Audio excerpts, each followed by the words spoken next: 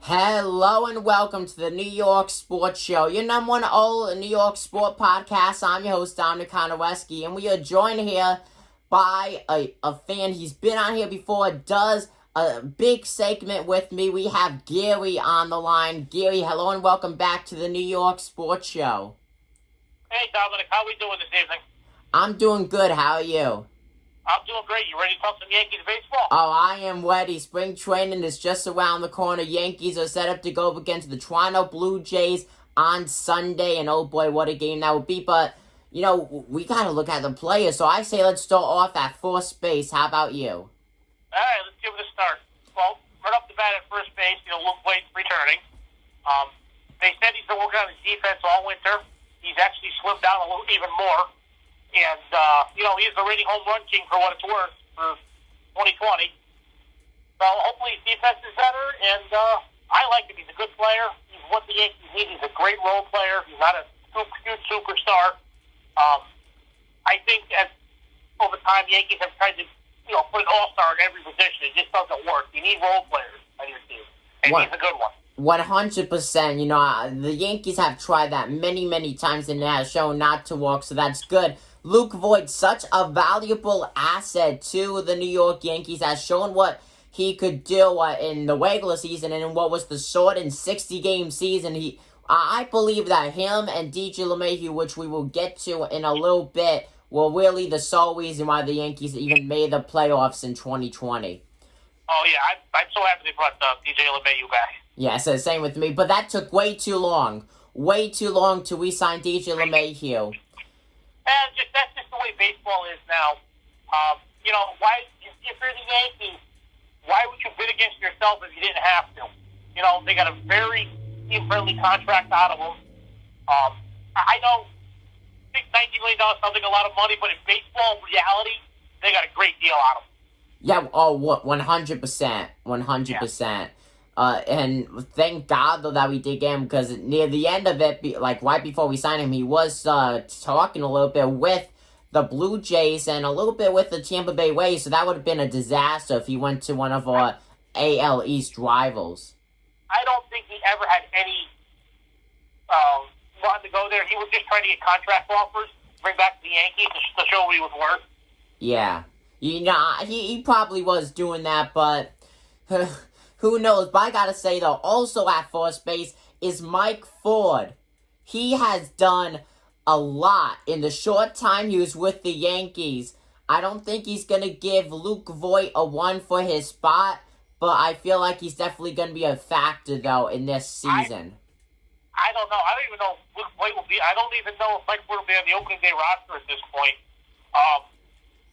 What do you really need two first base / DHs only for? I mean, you got LeMahieu can play first. Two, they got other infielders. It seems like DJ LeMahieu can play every position. That guy's crazy. He's so athletic. Yeah, he won't be catching. He won't be playing shortstop, but he can play all three outfield positions too. Yeah. Which is great because the Yankees have just had a ton of injuries over the past few seasons, so that is just absolutely beautiful to see that they have a guy who could fill in. Oh, yeah. So, we'll actually move on to second base. We're going to have DJ LeMahieu back. Yeah. Also, Tyler Wade, he's an utility guy. He can play third, short, second. Yeah, and then the Theo Estrada. All glove, speed, no bat. Estrada, he's at one point he was a very high prospect. Yeah. Injuries have slowed him down. He's solid. He can play third. He can play short. He can play second. I have a feeling he's going to start. He's going to start down in the minor leagues when the season starts. Yeah, unless he could definitely do something big at spring training, but there's no way that he's gonna be starting at a second base. No way. DJ LeMahieu, he has that set. He is a natural shortstop, actually. So he can play second, short, third. I know they're trying to teach him first too. But I don't know if you ever seen the movie Moneyball. I did, yeah. Well, when he goes, first base is easy, then the coach sometimes goes, no, it's extremely difficult. Yeah, what a great movie. I would love to see the Yankees do what the Oakland Athletics did. Yeah, because I feel like they probably would win the World Series. And let me remind you, the Yankees have not won a World Series in over 10 years. Which is absolutely... I know.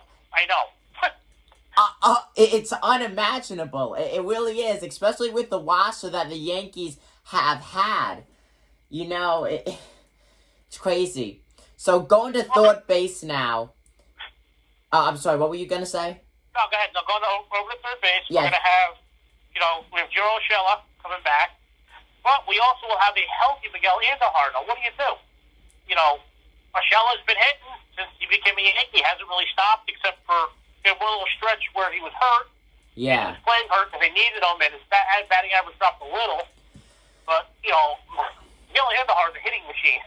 Yeah, but can I say, though, one thing with Gio Urshela, no one expected him to hit the ball when he came up from the minors. He was brought up just to field and third base. He was never really known for hitting the ball. And now here he is. He's getting multiple hits a game, multiple base hits a game as well, along with home runs, ton of RBIs. He totally changed the third base position for the New York Yankees on what choices they have.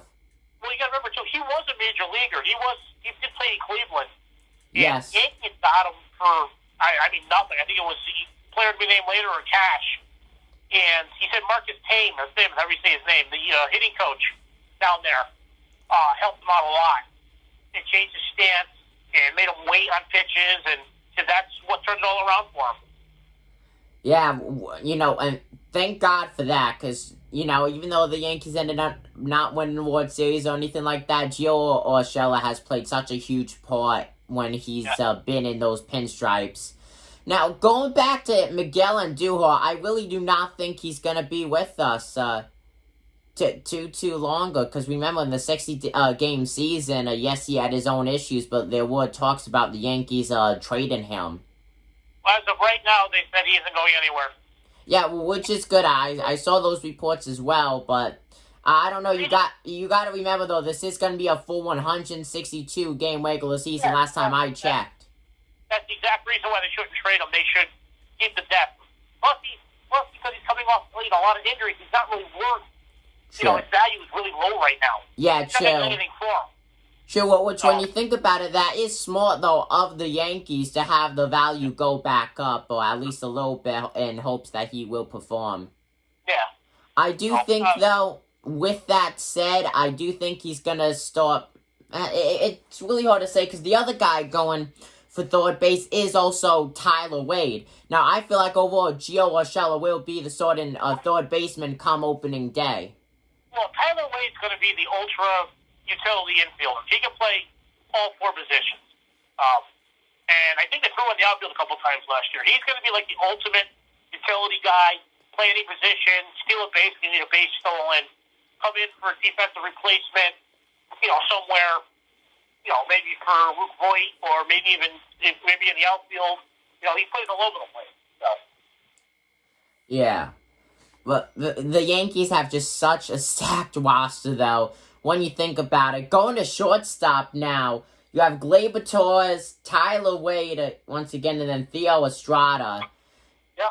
Now, Gleyber Torres, I think we could all agree, not the best 2020 season for him. What do you think of that situation? I think he's going to be a phenomenal player. His 2020 is so hard to go by. It really is. It really is. 60 games is such a small sample size. If you Yeah. had a bad 60-game stretch in a 160-game, two-game season, nobody really notices. It's going to happen. Yeah. You got to remember, too, first full year at shortstop last year. First, because he was playing, he played the other positions to start with. He's still young. He's really young. Pitchers started learning how to pitch ball. I think he's going to be fine. I think he's going to be one of the better players on the Yankees. I think he's going to be the shortstop for the next 10 years, to be honest with you. Yeah, I could see that, to be fully honest with you. And you really cannot take out, yes, he had a bad 60-game 2020 season, but that's not even half of what regular season is. You had the Miami Marlins go into the playoffs because of that. And who even knows how they would do this year? They could lose 100 games again like they've been doing. That is such a small sample size. And a lot of people hate on the catcher, Gary Sanchez. But because of that, he had a horrible 2020 season. Did not bat anywhere close to 200. I honestly thought they should have brought in a veteran catcher to compete with him. Great bat, horrible, just not a great defensive catcher. And then when he doesn't hit, it's even worse. It just compounds it. Kyle Higashioka, he's pretty much a career minor league player. I think he's going to be 30 this year. And he's played some with the Yankees. Got some great pop in his bat, but he's what they call a 4A player. He's never going to be a starter in any team. He's always going to be a backup. So. Yeah, 100%. He's not. What's the word? Consistent. Really, he's not the best weighted player. So I do believe with that, Gary Sanchez will be catching the majority of the season. Oh yeah, unless the wheels completely come off. But that's only half the catchers. That's it on the roster at the moment. Yeah. Really, That's it. Hold on. I'm going to go over to the non-roster invitees who they brought in.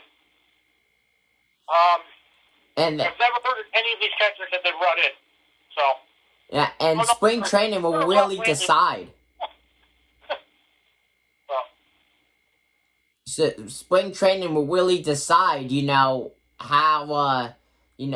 how Sanchez would do. Like, give us a little preview to the regular season and how Kyle Higashioka will do. Because remember, spring training, a lot of minor leaguers will be invited there. A lot of them catchers. They could go and turn some heads, and the Yankees are like, hey, let's get this guy on the 25-man. So, Actually, I think this year it's going to be a 26-man roster, I think, this year. Really? Yeah.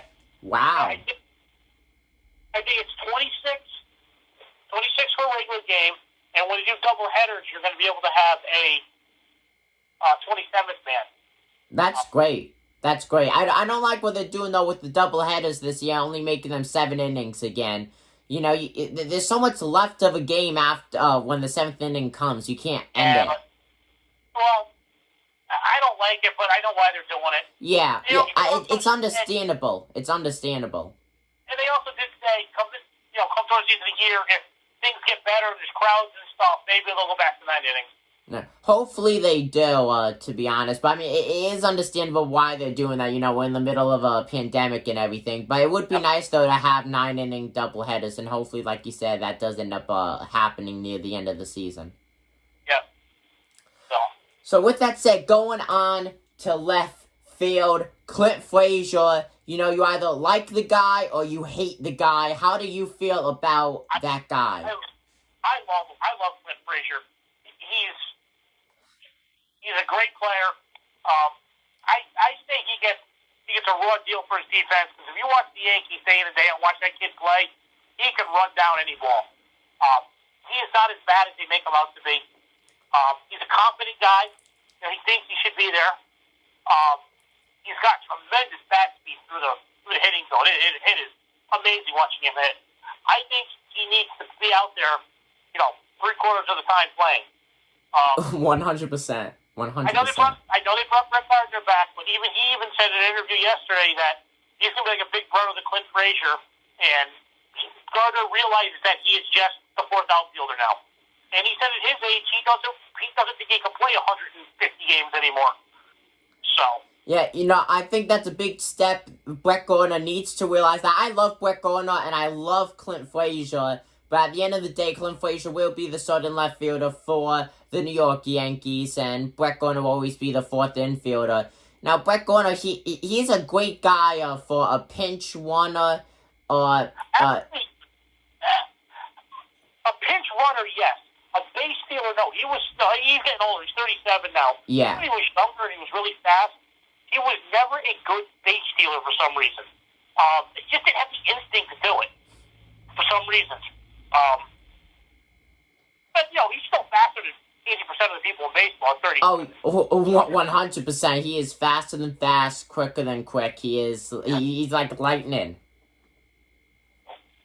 So, with that center field, you have Aaron Hicks, and then Mike Tuffman, Yep. and then Tyler Wade once again, who's going to be on this list also in right field. Yeah, I think he has every position on this. Yeah, which is crazy. That guy could do anything. He's not catching and he's not pitching. That's about it. Yeah, I love it. I love it. I love it so much. I just hope Aaron Hicks can stay healthy for a whole season. Oh, please. He has so much potential, but the injuries just derail him every year. Another guy, he's a fast guy. He's a great defender. He's a great leadoff hitter. He makes contact. But he just can't stay healthy. That's why we got to keep Mike Hoffman around. Hoffman, not the best at everything. He's a serviceable player. I think Mike Hoffman's one of those players. The more you see him, the more you don't want to see him. If you know what I mean. Yeah. He is good in bursts. But he's another one. He's a career journeyman player that Brian Cashman found and made a semi-superstar out of him. I love Aaron Hicks, and it's a shame that he always gets hit with the injury bug. So hopefully this year is the year where he could be fully healthy, because he's a monster at hitting the ball. It's just whether or not he could beat the injury bug that's chasing after him. I think if he could put a full season together, he'll hit 280, 25 home runs, score 101, and steal 20, 25 bases. Yeah, 100%. I could see that. 100%. He's a great player, but he just has never really fully gotten the chance to show that, all of his potential. Yeah, he's another one, the lat muscle, this muscle, that muscle. Yeah. Well, which is truly a shame. We've seen that in every sport there is, whether it's the MLB or the NBA. Well, here's the problem with these, especially the Major League Baseball players. They lift too many weights now, okay? They don't need to be jacked to the hills. Yeah. Because that tenses everything up, all right?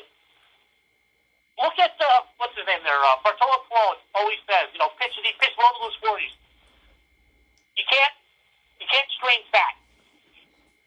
No. I love Bartolo Colon. I missed when he played on the Yankees. Bartolo Colon will always be the GOAT.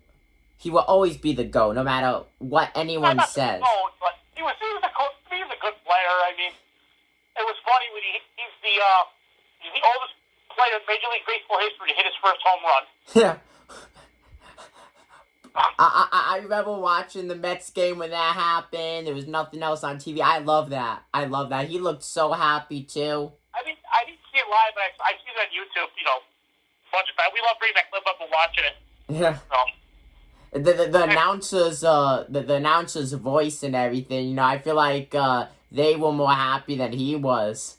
Yeah, I think it was Howie Rose. I don't remember. I'm not a gigantic up to date on my Mets announcers. Yeah, same with me. I mean, as the people could see, I have my New York Yankees jacket on, so not the biggest Met fan. So going on to right field, you have the judge. The court is in session. Hopefully this guy stays healthy. If he will, he's gonna hit over 40 home runs. What do you think? Another thing, if he stays healthy, yeah, it's going to be hard for him with that big frame. All right? Eventually, he's going to turn into a full-time DH. I know he's very good defensively. He's got a absolute cannon for an arm. But, he's still young. And if you remember another very tall outfielder, you probably don't, Dave Winfield. Yeah, I remember him. When he got older, he broke down. And nothing he could, it just happened. It happened over time. He ended up becoming a DH. The last 10 years of his career after he left the Yankees. I think the biggest thing with Judge is that I feel like he babies it a little bit too much, to be honest with you. But he needs to fight more, though, when he's at the plate, because he gets caught out on so many bad pitches, it's unbelievable. Here's the problem with him, because he's so freaking tall, the strike zone's wider. There's nothing you can do. True. Yeah. It's from from the belt to the letters. Okay, his freaking letters are 6 inches higher than everybody else. He's so freaking tall. So. I know the guy's he's a beast. He's a giant. Yeah. So. But go back to him hitting. Strikeouts are now a part of baseball. That's just never going away. Yeah. Aaron Judge has already struck out 4 times than Mickey Mantle ever did. And Mickey Mantle was considered one of the best power hitters ever. Yeah. So what's that tell you about strikeouts today? Yeah, that they come at a lot, 100%. The MLB has changed. And even if you look at the MLB 10 years ago, go back to 2011, it was a totally different sport. Totally different. It was different as in pitchers still went longer. I cannot stand this opener thing. It drives me freaking nuts. Yeah, I'd love to see. All about the analytics. Yeah, it is, and it's stupid. The pitcher could be fined 100. Starting pitchers don't even get 100 pitches in anymore. When you really look at it, they don't.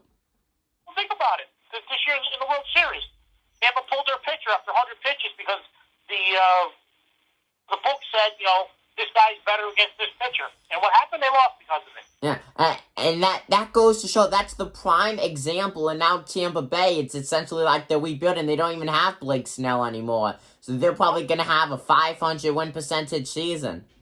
Yeah, they lost a lot of players because they just can't afford it. But nobody goes to the games down there at all. Yeah. I can tell you why, because I've been there in that stadium. That place is a freaking dump.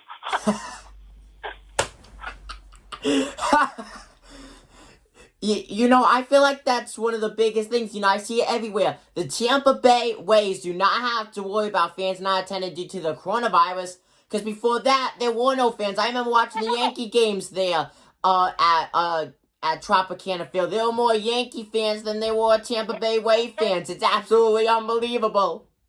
I went down on a Friday night. We flew down on a Friday, saw a game on Friday night. There was nobody there. This was for Yankees, Tampa. Middle of the summer, there was nobody there. I think there was 10,000 people. It's sad when you think about it, but at the same time, that's just how the sport is down in Tampa Bay. I still don't understand why there's a team there. Yeah, because you have the Miami Marlins. Yeah, same thing on the Marlins too. Yeah, they don't draw. They just don't draw. Yeah. And I remember that there was some discussion about Tampa playing some games in Montreal, but there's really no stadium. The one the Expos played in is still there, but that thing was a dump 25 years ago. Yeah, I can't imagine what that's like now. I wish that the Expos never went away. But when you think about it, when the Expos went away, that's when the Washington Nationals formed. They are that is the Expos are the Washington Nationals. Yeah, just a totally rebrand. Yeah, well, they had to. I mean, the Expos made no sense in Washington. Yeah. What was I going to say? Yeah, they had to move. They were getting no attendance. They had no stadium.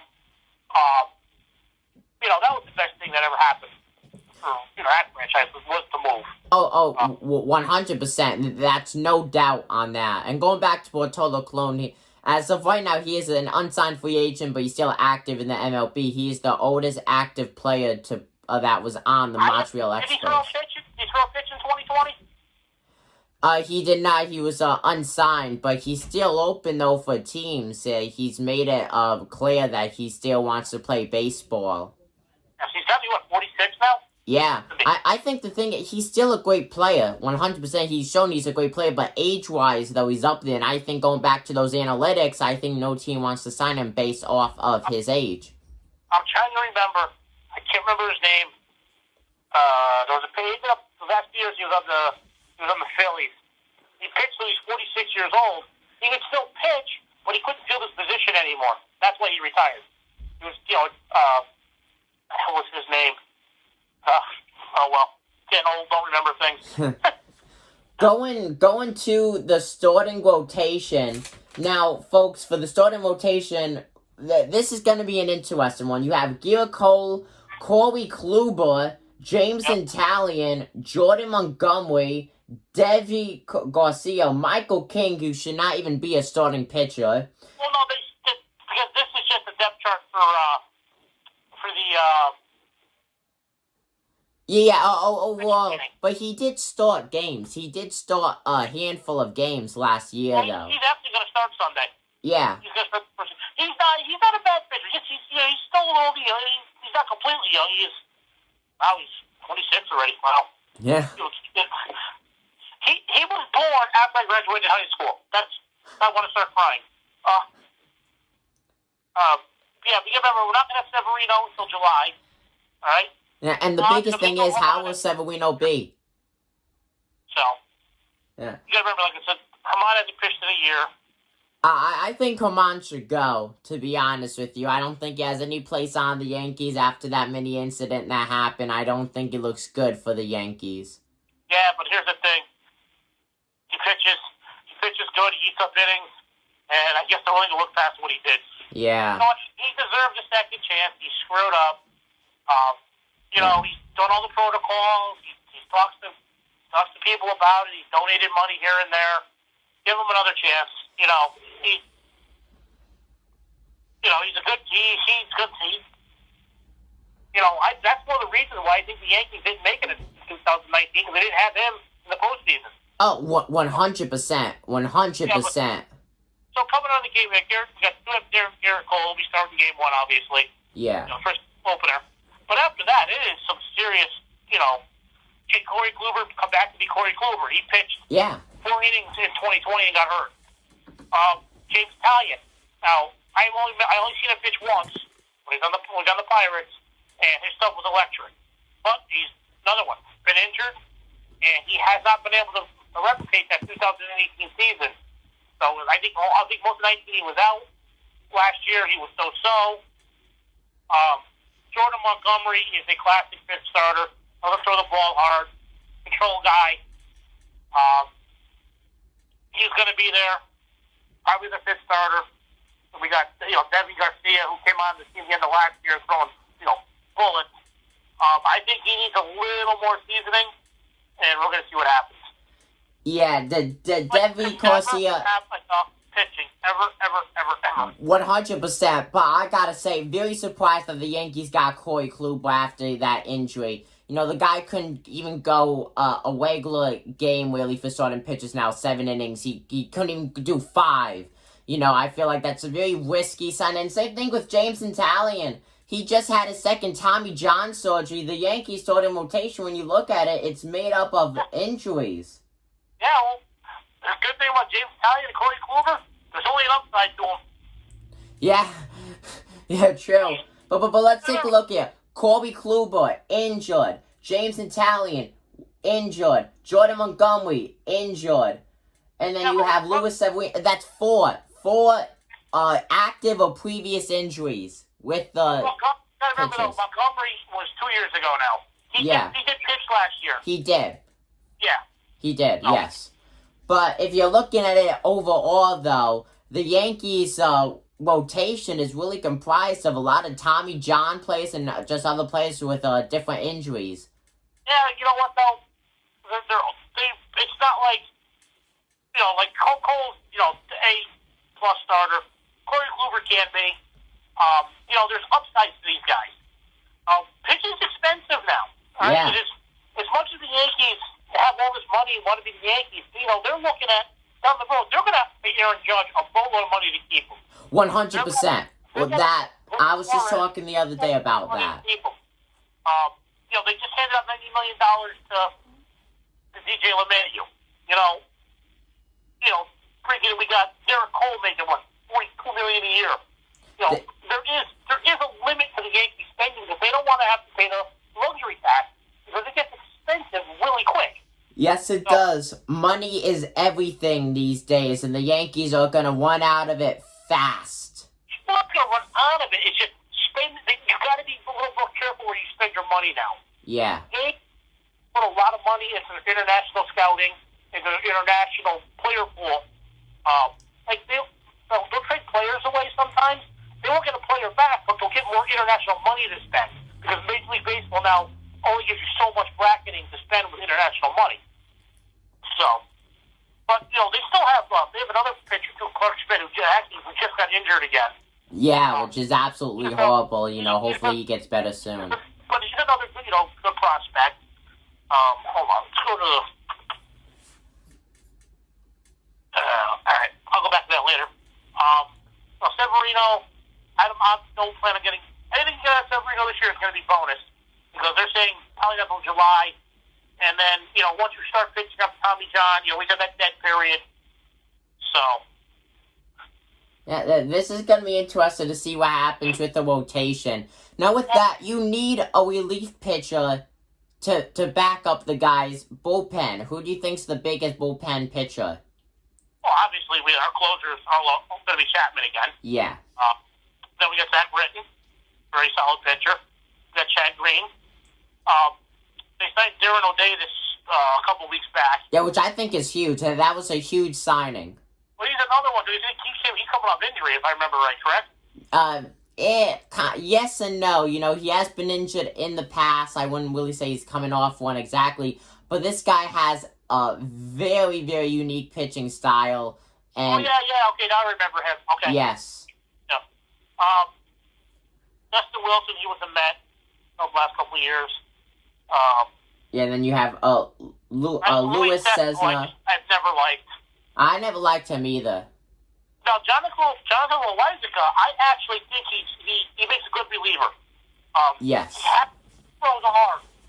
I would not start him anymore. I would make him into a 1 or 2 inning reliever, a long man. I would stop screwing around because they keep letting him get out of the rotation, and it messes him up really, really bad. Yeah, 100%. He's a relief pitcher. You cannot make a relief pitcher into a starting pitcher. He was a starting pitcher. Yes, but he just does not have the stamina, it seems, to go any more than 3. You got to stretch him out.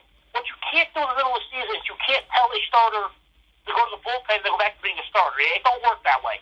I know because they had so many injuries they had to do it to him.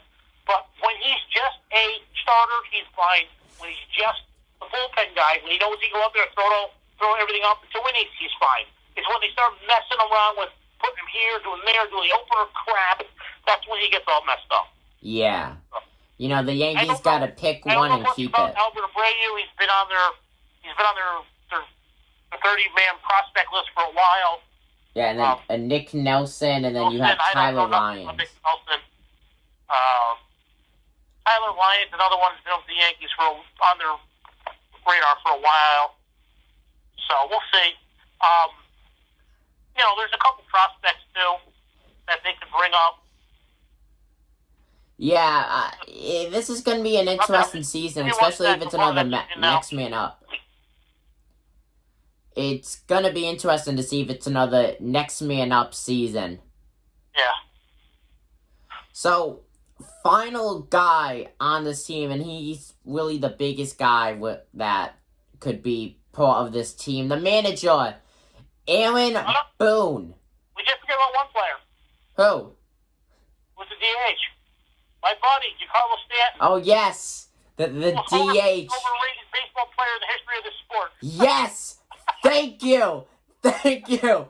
Finally, folks, someone said it. Giancarlo Stanton is overrated. Thank you, he is.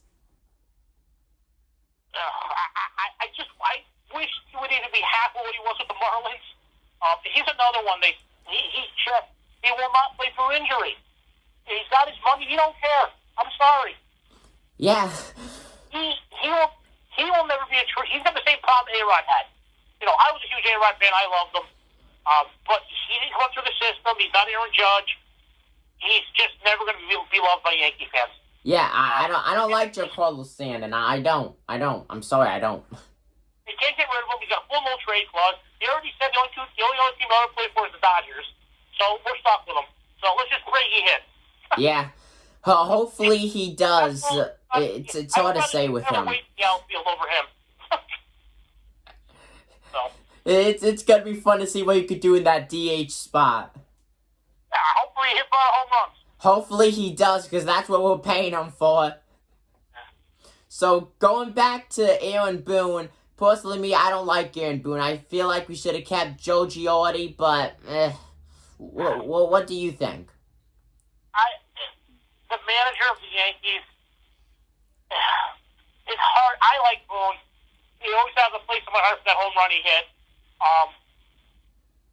He's a good. Problem with Girardi is he was not a. He had problems with big personalities managing him. Believe it or not. He's a hard ass. Yeah. And sometimes like Jeter. Jeter didn't really care for him. Aaron Boone's more laid back. Another thing, Aaron Boone, like Joe Girardi, didn't want to be told by Brian Cashman, what to do with the roster. Once the roster is assembled in his hands. He didn't want statisticians in his ear. Aaron Boone, is up for that. The way of Joe Girardi managing is, gone. You're not going to be yelling and screaming at players and stuff like that. You got to be their friend. You got to baby them. It's just the way things are now. And Aaron Boone's good. Is he the best S&O's manager? Probably not. Is he good at keeping the ship afloat? Keep everybody happy? Yes, that's what you need. Yeah, I'm very mixed with Aaron Boone. Hopefully he could get us a World Series win definitely soon. That would be great. If Aaron Boone gets us a World Series win within the next, within this season, I'll take back everything I said about him. He needs to show that he could get us there. Once again, though, how can I say this? It's a team effort now, managing. The GM, all the advisors, the analytics department, Aaron Boone. It's a combined thing now. So, is he a good manager? Once again, time will tell. But you would think anybody there is going to be the same way now. It's good. They're going to tell the manager what to do, and that's the end of it. Yeah. So.